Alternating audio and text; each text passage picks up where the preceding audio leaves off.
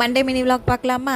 As usual காலைல எழுந்து தச்சுவை சாப்பிட வச்சுட்டாலே எனக்கு அன்றைக்கி டே வந்து சூப்பராக ஸ்டார்ட் ஆகிடும். அவனுக்கு வந்துட்டு இடியாப்பமும் தேங்காய் பாலும் செஞ்சு கொடுத்துட்டு அவனையும் சாப்பிட வச்சுட்டு நானும் வந்து எங்களுக்கு வந்து பொங்கல் செஞ்சேன். அப்படியே சைட் பை சைடு வந்துட்டு மதியத்துக்கான லஞ்ச் ப்ரிப்ரேஷனும் போயிட்டே தான் இருந்துச்சு.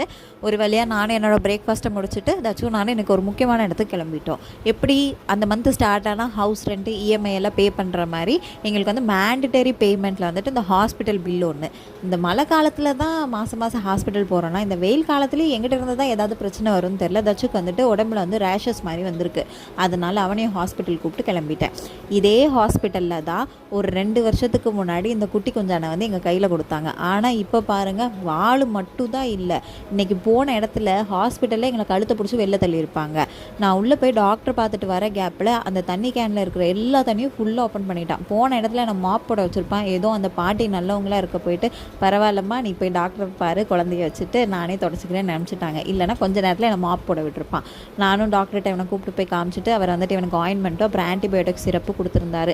அதையும் வாங்கிட்டு அப்புறம் என்னென்ன எல்லா டீட்டெயில்ஸும் கேட்டுட்டு வீட்டு பக்கம் பார்த்து கிளம்பிட்டோம். இந்த சம்மரில் உங்களோட குழந்தைய ஹைட்ரேட்டாக வச்சுக்கோங்க. அதே மாதிரி ஏதாவது ரேஷஸ் இருந்தால் உடனே ஹாஸ்பிட்டல் கூட்டிகிட்டு போங்க. உங்களுக்கு என்னோடய விலாக் பிடிச்சிருந்துச்சுன்னா லைக் பண்ணி ஷேர் பண்ணுங்கள். Bye guys.